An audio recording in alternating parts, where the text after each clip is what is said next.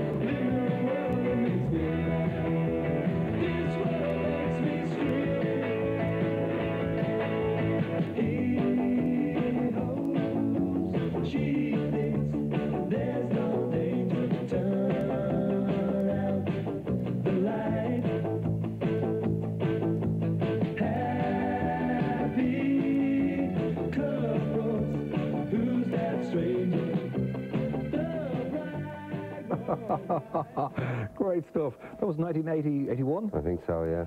You don't look that different, I have to say. Well, thanks. I pictured me in 1981, you wouldn't recognise me. But great times and an interesting era. I mean, it was beginning to open up, wasn't it? Oh, they were. I mean, it was good. It was a great time to be in a band. I mean, socially, you know, there wasn't that many jobs. It was a bit bleak, really.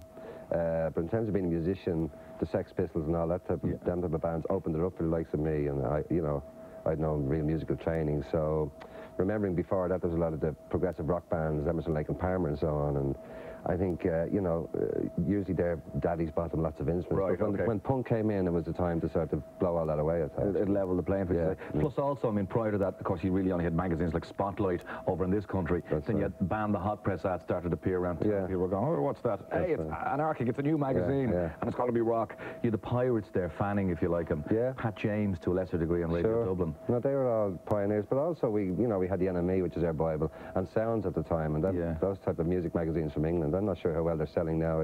I don't think they're selling as well. It's all the glossies now, you know. But if you're a musician then, or certainly a fledgling musician, it was NME and Sounds and so on. And when did you realise that you could sort of, I can actually do this, and not only can I do it, but people actually, they love it?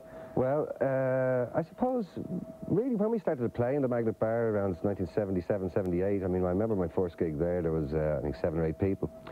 But quickly then we started to build a following, and it's very hard to be objective about these things. You only realise you might be half good at it when people start queuing up to go in and see you. And the record sold reasonably well. But it was a great thrill, from someone from my background who didn't really think they had a talent. You never know till you try. So you realise that you That's why I do encourage people who say, look, I want to be a songwriter, I want to play an instrument. I say to them, have a go. You'll know quickly whether you're good or not. Well, for anyone in the sort of in their late teens to early 20s, around that time, I mean, it was like, it was the happening, because, I mean, I can remember sort of, the Prunes were happening a little bit later, perhaps, with Gavin and the boys, but the Blades were the band.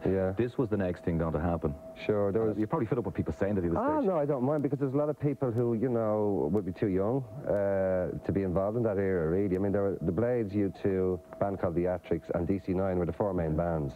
I mean, ourselves and U2 are the 2 bands being touted as the ones most likely to, and there was sort of a healthy rivalry, but we played a lot of gigs with U2 at the time, and we helped each other out regarding instruments and so on. Some nights we'd gone before them, and some nights they'd gone before us, and so although there was a rivalry, we did, there was a community of musicians at the time as well, Okay. You were touted as the next big thing, and again, I hate to do this, sort of, tell us about, like, when it started to go wrong from your perspective. We had a record deal with Elektra, they're an American record company. They're the E and WEA. They're a fairly big record company, and we made an album in 1984 in London. And I suppose that was the time where we got our big break. Before that, we had a smallish singles deal with Energy Records in London. And so that was our chance, really. That was our bite of the cherry, and we made an album. While making the album, unfortunately, there was, political changes in head office in Elektra in New York, and so the people who signed us and the people who were supporting us, they were all shown the exit door. And that's what happens. And I mean, it's a hard luck story, but that happens all the time. And I think if you're a big enough band like U2, you'll overcome these obstacles. But I'd lost the stomach for the fight, really, then. So I stopped around. I had another band called the Partisans and stopped in 86. We played our last gig with the Blades in 86, Partisans with 88. Okay.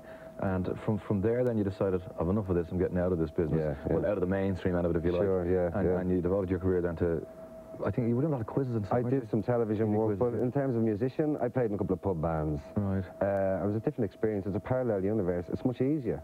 But the highs aren't as high and the lows aren't as low. You would do a gig, you know, we weren't doing our own songs, with the Cajun Kings. Yeah. And we were pretty good bands, and, you know, they were great musicians. But because we're doing other people's songs, if you did a really good gig, the high would only last for an hour or two, and the low, if you did a bad one, would only last for an hour or two.